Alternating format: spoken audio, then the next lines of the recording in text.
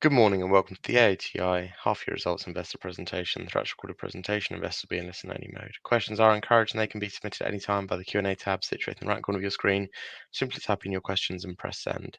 The company may not be in a position to answer every question received in the meeting itself. However, the company can review the questions submitted today and publish responses where it's appropriate to do so.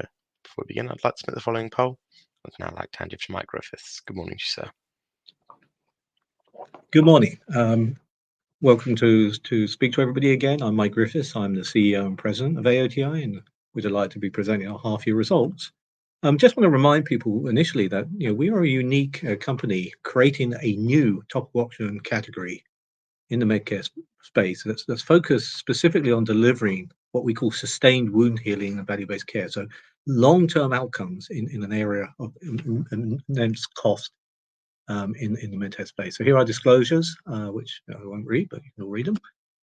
Myself presenting, and also our CFO here, Jayesh Pankhania. Morning, everyone. And firstly, I want to highlight is we've had a robust half-year performance despite what clearly has been a challenging market, particularly in the US, and we'll elaborate more on that. We're on track to deliver our revised guidance, and as you can see, grew in the first half of the year 21%, which, considering some of the market conditions that we're dealing with, I think it is quite commendable. What we're doing, as I mentioned at the beginning, is we're establishing a new category, topical oxygen, in the chronic wound space, not dissimilar to KCI did back in the 90s in establishing negative pressure wound therapy. So I think that's sort of precedent of the big picture of where we're going. As I say, our revenue growth was strong across all segments, despite unprecedented external upheaval created, by the efficiency directives in the US, and obviously the big beautiful bill, and we'll touch up more of that in the later slides, which obviously impacted certainly progressively our performance across the two quarters. But as a company, we've been pivoting and adapting proactively and targeting where we can drive revenue in the shorter term, whilst not forgetting our bigger strategic growth opportunities. I think some very encouraging news was we had 3 validation milestones of the longer-term clinical outcomes, delivered by a therapy from varied segments around the world. The first being we were able to gain our California Medicaid provider ID, and California not only being the most populous state in America, but also the most populous Medicaid state, with over 15 million, or close to 15 million Medicaid enrollees. Separately, we gained coverage recommendation from GBA in Germany, and this is the national agency in Germany, similar to CMS in the US, and this is an evidence-based assessment of our therapy, which obviously is very complementary endorsement to what we're trying to achieve in the US. And likewise, we received in the UK a NICE treatment recommendation for our therapy, which again is based purely on the quality and quantity of the clinical evidence. So we believe these all set nice, strong precedents for what we believe will be a positive recommendation in the future from CMS. If I want to then highlight the sort of framework behind what we believe will give us long-term profitable and scalable growth, the first thing is the sector that we're playing in. Chronic care consumes about 90% of all healthcare spending in the US and somewhere around 70% of European countries. And we're creating a new category, which is going to allow us then to drive our more durable healthcare benefits to the different stakeholders.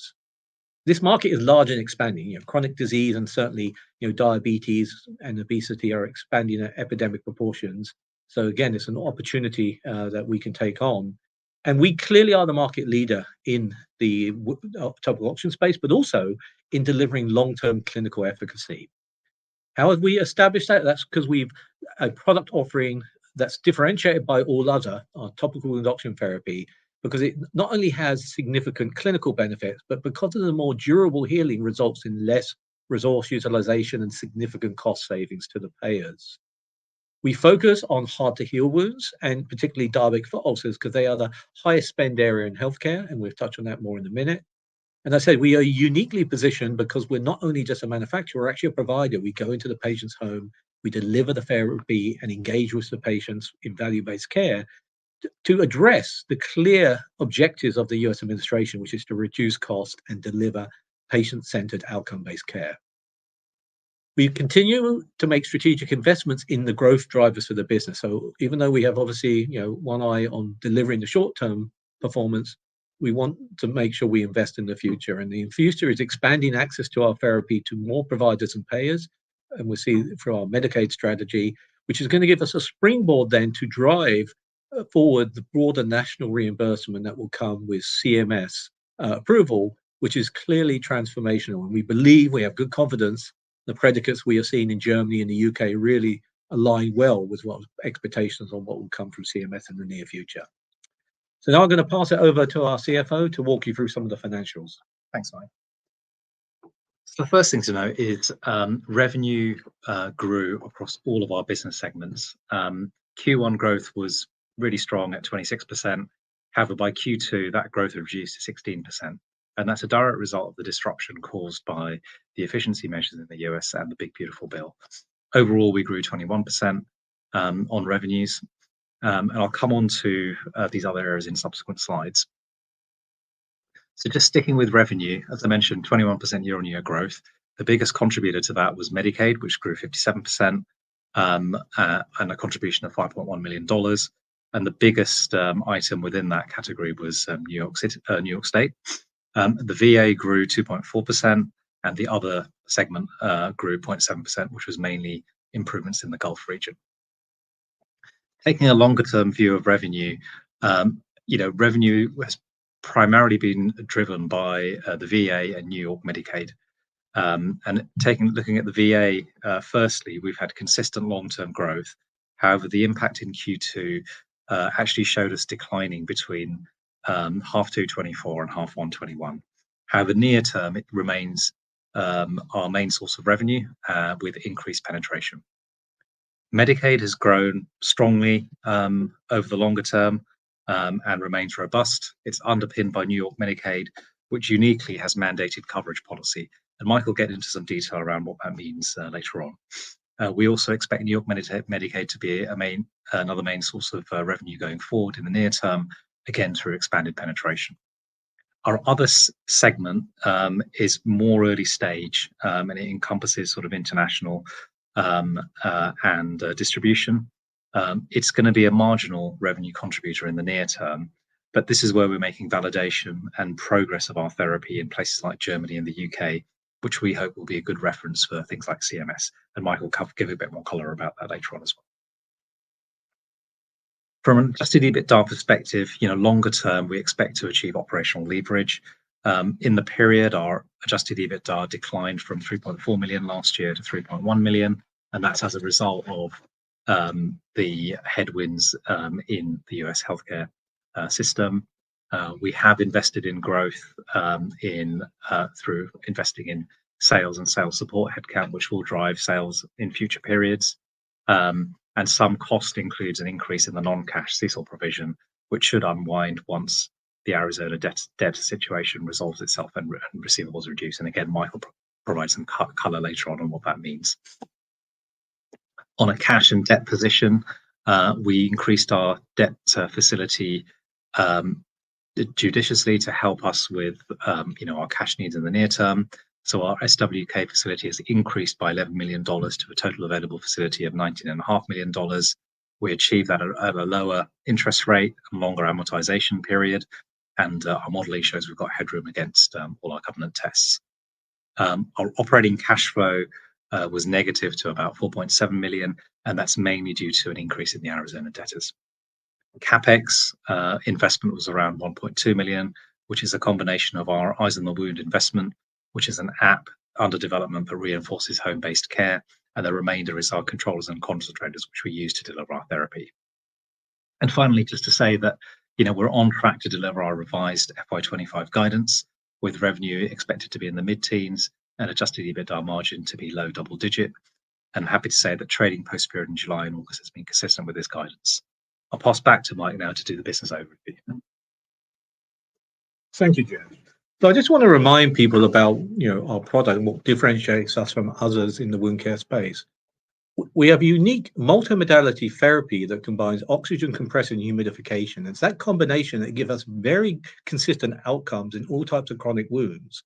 And our evidence then that supports that is second to none. We have state-of-the-art, award-winning double-blinded placebo-controlled trials, RCTs, that show we're 6 times more likely to heal diabetic foot ulcers at 12 weeks, but probably most importantly, that the quality of healing, the durability, results in a six-fold lower reoccurrence over 12 months. So that great clinical evidence then results to real-world evidence that says if we keep these wounds healed longer, do we have less resource utilization? And we're able to demonstrate over an 80% reduction in hospitalizations and 71% reduction in amputations in these patients over 12 months, which, as you can imagine, results in a significant cost saving. So the two segments we're focused on most, even though we're regulatory approved for any acute and chronic wound, are the lower extremity wounds, and diabetic foot ulcers being the prominent one here. Diabetic foot ulcers consume a disproportionate amount of healthcare resources, but sadly will affect about a third of all diabetics in their lifetime. Many diabetics, about 50% of these ulcers become infected, and the leading cause for hospitalization for a diabetic is an infected diabetic foot ulcer, and sadly as many as 20% end up being amputated. Looking at the cost of diabetic foot in the US, they spend about $230 billion a year managing diabetes, and one third, nearly $80 billion of that goes towards managing a diabetic foot. It's an enormous burden, nearly as much as we spend on cancer in its entirety. In the UK, that actually represents 1% of the NHS budget of 192 billion is spent on managing diabetic foot. So enormous burden additional to suffering for patients. Now, if we look at the quality of life for patients, not only does it affect their ability, their morbidity, their ability to live their lives, but also if you look at the study below where they compared the 5-year mortality of diabetic foot ulcers and resultant complications and amputations to that of various cancers, you can see that you have mortality as bad as the worst cancers. So it has enormous impact on quality and quantity of life and suffering and cost to the system. Venous leg ulcers, by contrast, are ulcers on the leg, less on the foot, of patients with venous insufficiency and are characterized by a lot of swelling and edema. And 60% of these are chronic. They don't correct themselves and they become refractory. Only 60% ever get healed in 12 weeks, and out of those, 3/4 reoccur within 3 years. So these are the most refractory and cost-consuming wounds over longer term seen on the leg.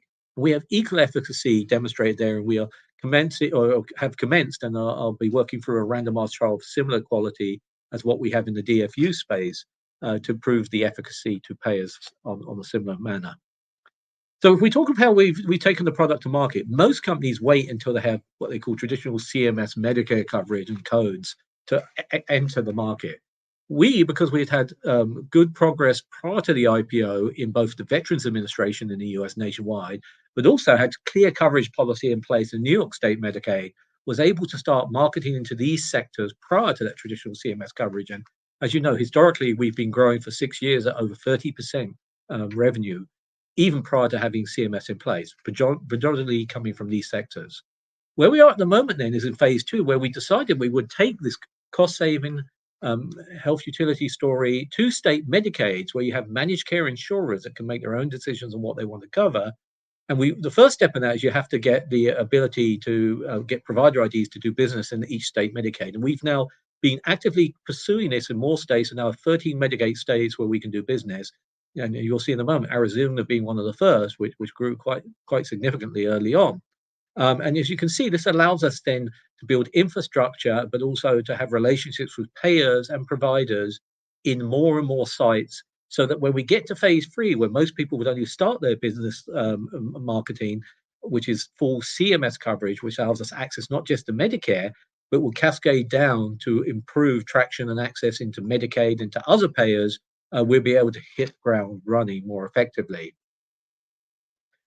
To date, as I said already, 75% of our revenue has come predominantly from our contract in the Veterans Administration nationwide and New York State Medicaid, where clear coverage policy exists for our therapy. However, the VA was the first area we started seeing some headwinds from the efficiency exercises being done by the US government. And that resulted predominantly in significant headcount costs and upheaval in the VA, which slowed down the processing of our purchase orders and certainly ended up with more cost scrutiny, where obviously when we're able to present our science and data, we have good outcomes. What that's done then is it obviously been a short-term disruption in the VA that we're beginning to see subside, and we expect continue to subside progressively across the rest of the year. but it's also spurned the focus on more community care, which is where the VA allows veterans to seek care outside of their facility system in the home care environment from other prescribers. And as we're able now to navigate to those prescribers, it allows us then to create advocacy with prescribers for the therapy for not just community care patients, but also for Medicaid and managed Medicare down the line when it comes down the pike. On the New York Medicaid, where the therapy is mandated and we've not seen issues with insurers paying, there has been a slight knock on we've seen in timing, but certainly not significant compared to that in other states. And that's driven by the overall challenges that US health insurers have faced with regards to miscalculating their expected medical loss runs this year, resulting, as you've seen in the press, most large US health insurers either retracting completely their guidance or at least reducing it significantly for 25. So our commercial strategy then is to continue to invest in the channels to grow the business, but also allowing us to pivot and executing in these paying areas more effectively.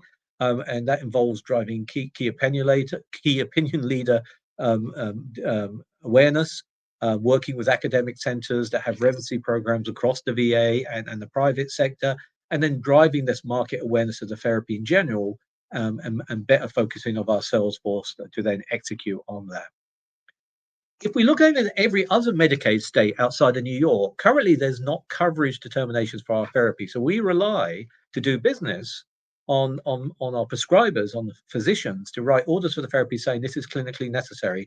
And then we work, and we've been successful historically with the payers in that state to pay for the therapy based on the clinical and the cost-saving outcomes. And before the BBB Act, the big beautiful bill, which was an attempt for the federal government to cut back their support of Medicaid, their contribution back to more historical levels, we were finding good progress. And an example of that was in Arizona and the growth we saw there, and growth we were beginning to see in some other states where we have provider IDs.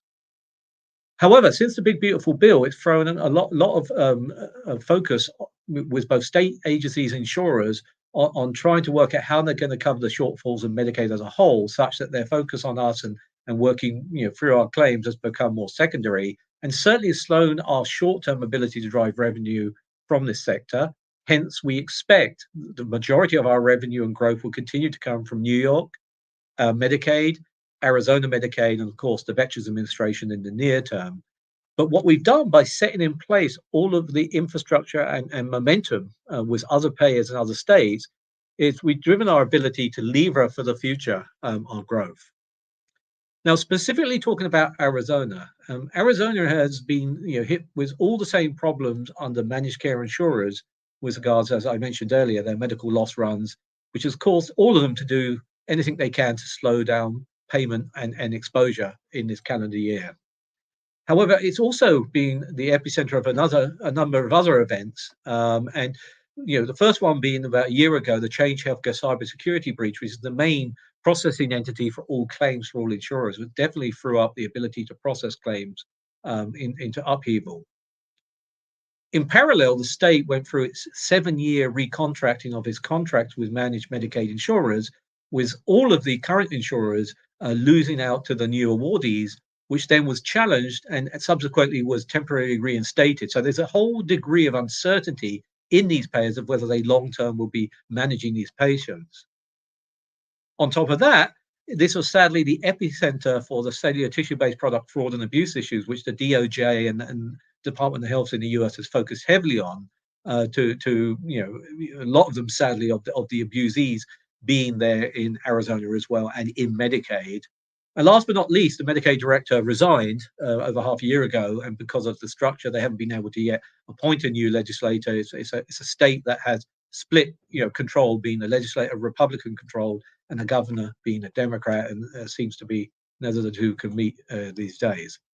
So what we're finding is an effect of this has been, significant reduction in time of payment of extension in time of payment of our claims. And all of our claims where we have provided service with prior authorization are taking longer to get paid, although some of the longer ones have now begun to be paid, and we're seeing movement there. We continue actively to engage with the Medicaid insurers directly and with the agency to resolve the issues. And obviously with the work that we'll touch on in a moment regarding CMS and the activities regarding getting national coverage, which will cascade through to all of these payer groups, particularly the state Medicaid agencies that tend to use that as a predicate for coverage determinations, the board believes it's prudent to continue to service patients in the short term here until our resolutions come into play. And likewise, as we said earlier, Arizona is a material contributor to our financial success, being about 50% of our business overall. So where are we on CMS? Well, firstly, CMS is transformational for the company when it happens, because it will not only open up the whole Medicare sector, which is fee for service and managed care, but it also would transcend through the fee codes that will be transmitted down to the states and to private insurers. And in most cases, as I mentioned earlier, most of these insurers, including the state agencies, make their coverage determinations to mimic what CMS makes. They use them as the gatekeeper. So we will see not only uptick and momentum in Medicare, but we will see it also accelerate our ability to do business in all other areas as well. How confident are we of where CMS will make a decision? Well, obviously, we believe in the quality of our evidence is second to none. And we've had some really good milestones that reinforce those beliefs with provision of our California provider ID, that giving us access, as I mentioned earlier, to as many as 15 million Medicaid enrollees in California. As we announced recently, our positive treatment recommendation from GBA in Germany, which is the equivalent of CMS in the German market, and the positive NICE recommendation in the UK, which likewise is an evidence-based assessment like GBA, which is exactly the process that CMS follow. We cannot, obviously, determine exactly the timing of this, but we know it's under review, and we know these are good predicates that should help and influence a positive decision. As I mentioned earlier, though, the work that we've done in building out market access and investing in our channels in the managed Medicaid and also in the community care VA space has allowed us to build a large infrastructure that we can then take advantage of. Now, just to clarify, the process in a little bit more detail that CMS goes through, because there are a number of steps. CMS are mandated by law to make a reasonable and necessary determination as to whether cover a therapy, and that's based purely on evidence, randomized controlled trial evidence that demonstrates efficacy. As you know, we have second to none quality of evidence, and we, on our behalf, a team of key opinion leaders submitted a coverage request back in the summer of 23 for coverage of topical oxygen therapy. The DME MACs, which are the body under CMS required to review this, because we are a therapy that goes into homes, so it's classified as durable medical equipment. These are the people that are mandated to make that decision. Accepted that as a valid request, meeting all the statutory requirements for them to review in July of 23. And it was not until December of 24 that we know they actively started reviewing the request for coverage determination, with a coverage advisory committee meeting towards the end of the year. Since then is where we sit today, is they are considering then completing their review and coming up with what their coverage determination and policy will be. And the next step will be is when they publish a proposed or draft local coverage determination, which will cover the whole country. And at that point, there will be a 45-day public comment period, after which they can complete their analysis and input to come up with a final rule, which when published after 60 days becomes a rule and law.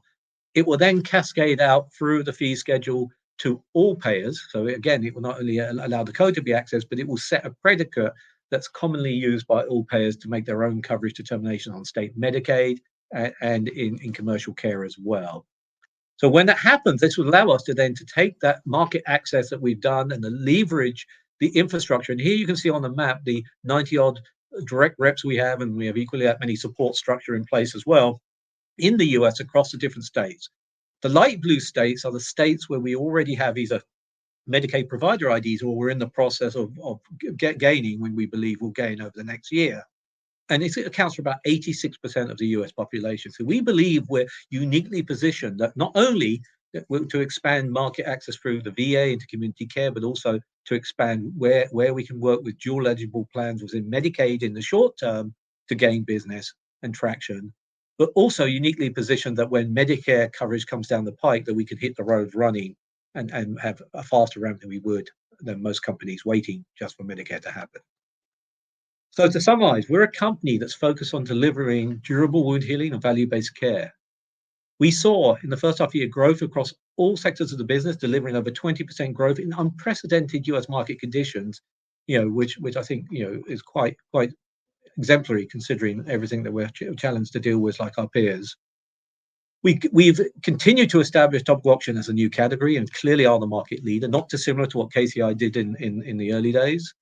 In the near term, we expect predominantly our revenue will come from the VA, New York Medicaid, and Arizona Medicaid.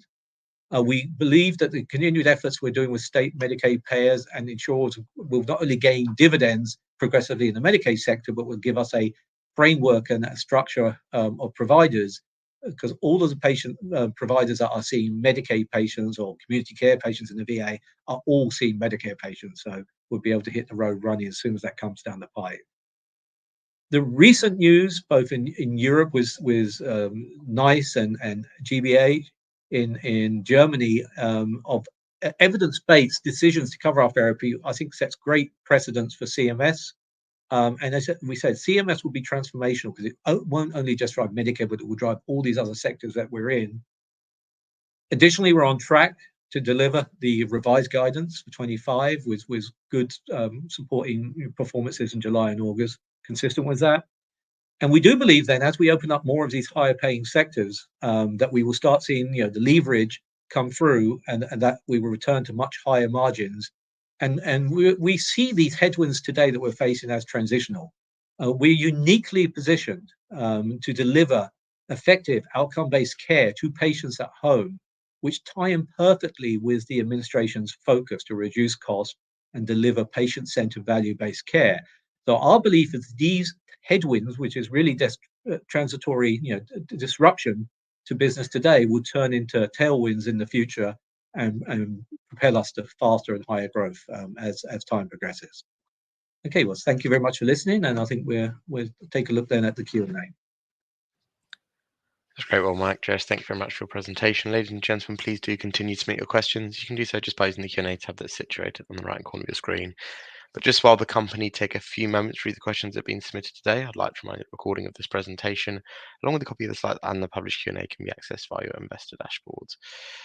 What I'll do now is I'll hand back to the team to run through the questions, and then I'll pick up from you both at the end. Okay, thank you. So our first question we have is, how do you plan to balance margin discipline with continued investment in sales execution and international expansion? Do you want me to? When you have first have it up. Do you want to? Yeah. So we invest in expansion across states and make sure that we earn a good return on each of our investments.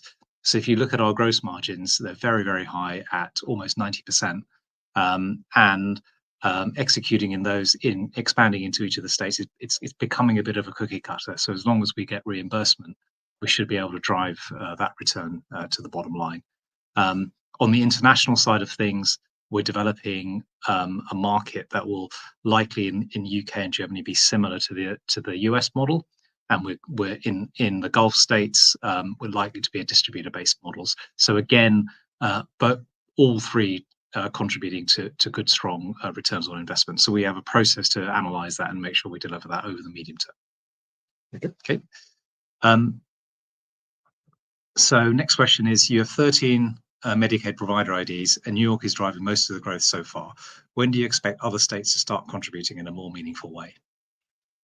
So yeah, before the sort of more recent headwinds, driven predominantly in this case by the BBB legislation and the Medicaid reduction in federal support of Medicaid, and I think to put that in the framework, that what they're trying to do is bring it back to what the program was meant to be. It's meant to be 50-50 state and federal support. And since the expansion of Medicaid has become predominantly federal support of it, so it's not like they're trying to do too radical, but any change creates temporary disruption. Before that, we were seeing that once we got Medicaid IDs, we would work then obviously with advocacy with prescribers in the state. They would prescribe patients, and we would then work individually with the insurance to get paid. And we were getting consistent traction, and the growth that we saw in Arizona, I think, is a good example of the trajectory we can achieve there. Obviously, with this bill, these state agencies and providers are all distracted with, for want of a better word, bigger problems in their own house. And they're focused on dealing with those issues. So us to be able to get that traction with them is slowed down. Hence, we're doubling down a little bit of our resources on the areas where we can predict consistent revenue, moving forward.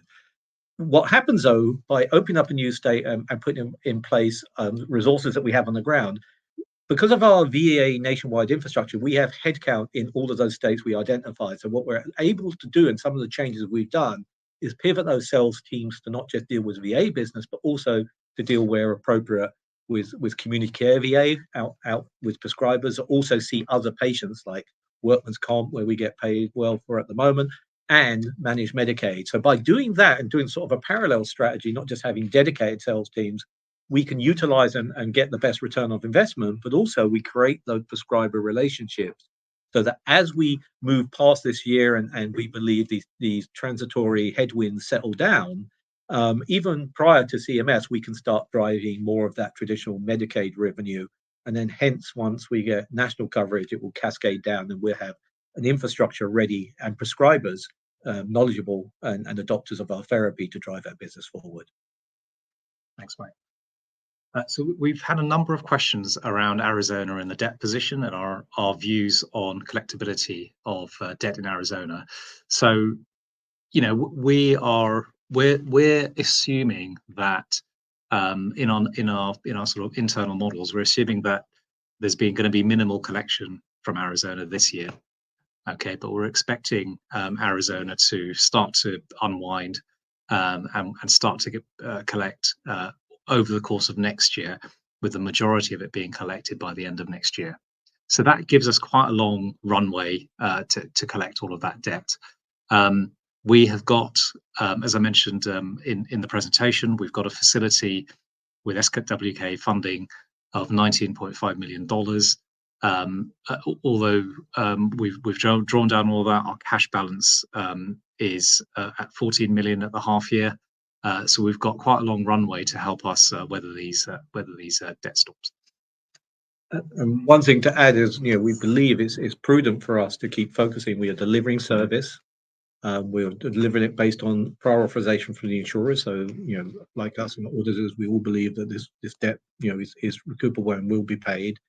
And at the moment, you know, we believe as a company and as a board that because of where we are with the direction, you know, looking positive towards national coverage determinations, we really want to make sure we're prudent in not you know, shutting down the market that then we would have to ramp back up and potentially having knock-on effects in bigger picture things going on. So, you know, we believe at the moment the correct thing is to continue to service those patients, making sure we have adequate headroom, you know, to weather the debt in the short term.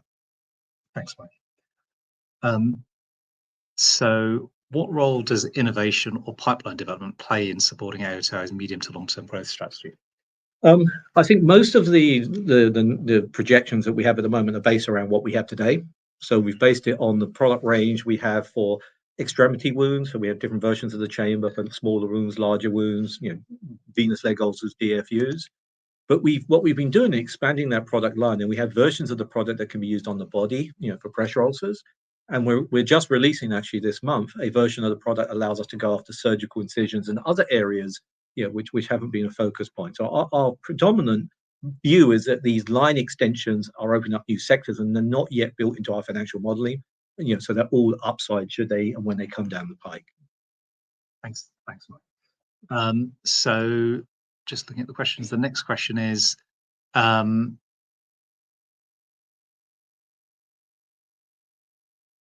there's a question on, do you believe we have sufficient capital to see the headwinds? And I think I answered that previously, we do. How is the therapy actually delivered? What is AOTI's practical involvement with the patient? So depending on the market, but where we're direct, for instance, the US and the UK, what happens there is a prescriber orders the therapy. We then take the therapy. We have, you know, representatives that go and set up the patients, that train them how to use it in their home. And then we engage with the patients with our eyes on the wound, apps and stuff, because the key is when you deliver therapy at home is that patients use it. And that allows us to engage and encourage and make sure they use it adequately, but it also allows us to capture information and feed this back to the prescribers and the payers, which closes the loop on value-based care, which is also usually very difficult to do. So we're directly involved with the patients. We're not providing anything clinically. We're training them. They're applying the therapy themselves. It's very simple. But our job is to make sure they utilize it at an adequate rate. And if they don't, to work with the prescribers to encourage them to do so, which is very, very important. You know, and we're uniquely positioned. That beachhead we have as not just being a manufacturer selling to a channel, but being the actual provider to the patient at home, allows us then the ability to, believably and provability-wise, deliver value-based care, something that everybody wants to deliver, but it's hard when you don't have control of that part of the channel. It also opens us up for the future to deliver more than what we're doing today. So we want to walk before we can run, of course, but obviously, these patients are comorbid with lots of chronic disease. So in the future, we have the ability potentially to do more holistic care should we so choose to. Thanks, Mike. So we've got a question on employee headcount and questions around, where do we think we can get the margins to in the longer term? I sort of answer that in two ways. So right now we've got about 150 employees, about 2/3 of which are in either sales or sales support / operations type activity. So delivering, for the customer. So the way we think about operating leverage is that the sort of the costs of the business, the headcount won't rise in proportion to revenue, and that in the longer term, we'd expect margins into the sort of 20s and 30%, EBITDA margin in the longer term. So that's kind of how we think about it. So there's a question on adjusting commission terms, how it will help with it says data buildup, but I think it means on operating efficiency. I think it would mean so what we've done is we've introduced, as part of helping to drive growth and productivity, and again then get to higher adjusted EBITDA margins, is we've introduced a new commission scheme. Well, we will be introducing it in Q4 onwards, and what we found was that we had a fair number of stars in our sales population, but there's also a fair chunk of people who could be more productive, and so we've devised a sales commission scheme which incentivizes the shall we say bottom third of performers to perform more towards the middle ground and to the top ground. So it really incentivizes over performance more than it previously did.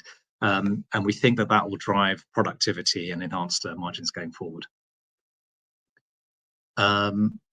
So just looking for I've got new questions, but they're very similar to what I've already answered.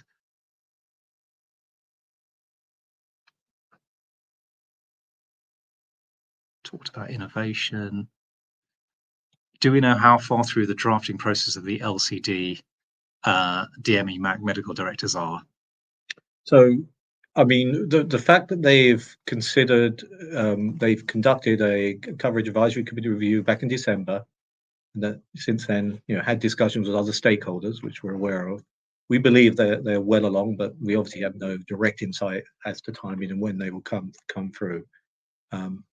Obviously there's a lot of activity in the wound care space with CTPs and resolving the release of the local coverage determination, which is January 1st should become active, but also in reimbursement and pricing. So our best guess is that's the focus of the administration at the moment, and this will be sometime after that, but that's just a guess at this point.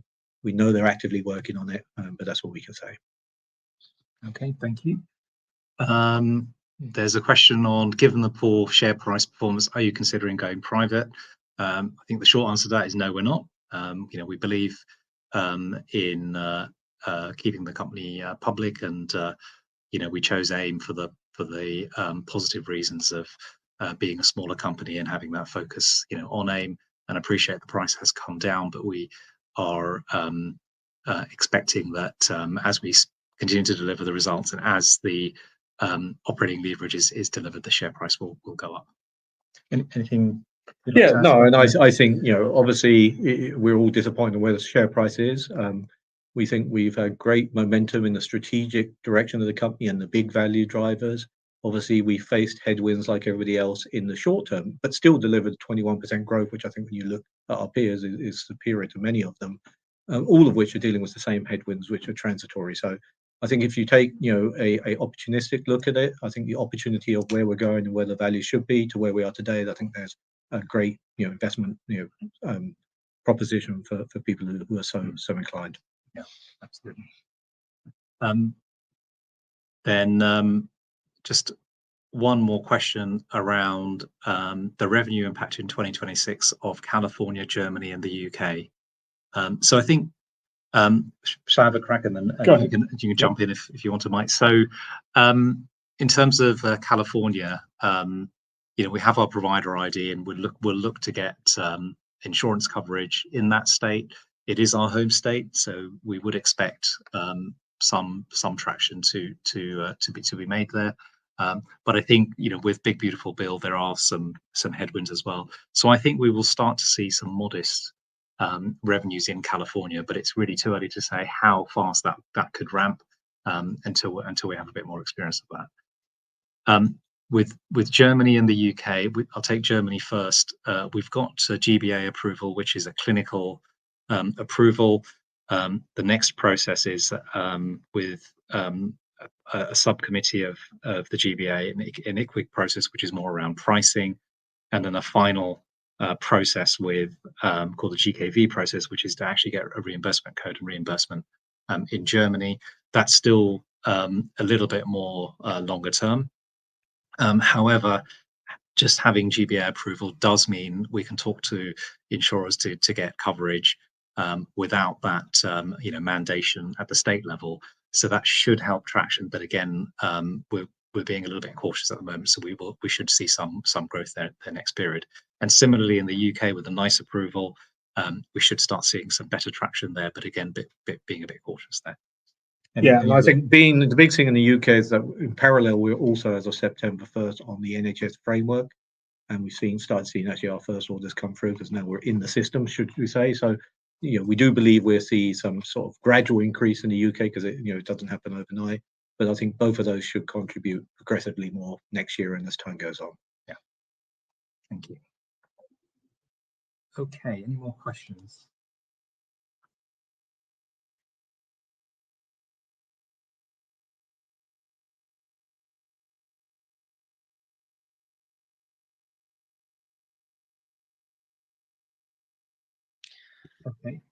Okay, well, Mike, Jayesh, well, thank you very much for answering those questions from investors. Of course, the company can view all the questions that have been submitted today, and we will publish the responses on the Investor Meet Company platform.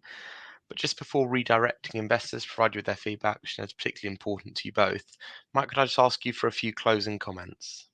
Yeah, I think firstly, we are doing something different. We are out in the market prior to traditional Medicare coverage in the US, and we've been successfully growing the company at over 30% compound growth for 6 years.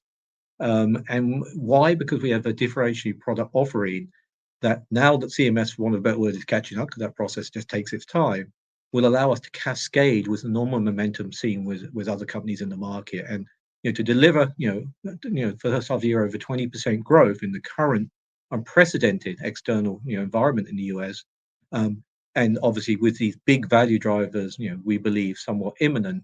We believe this company is an excellent opportunity for future growth and profitability. That's great. Well, thank you once again for updating investors today. Could I please ask investors not to close the session, as you now be automatically redirected to provide your feedback in order that the management team can better understand your views and expectations. On behalf of the management team of AOTI, we would like to thank you for attending today's presentation, and good afternoon to you all. Good afternoon. Thank you, everyone. Thank you. Bye-bye.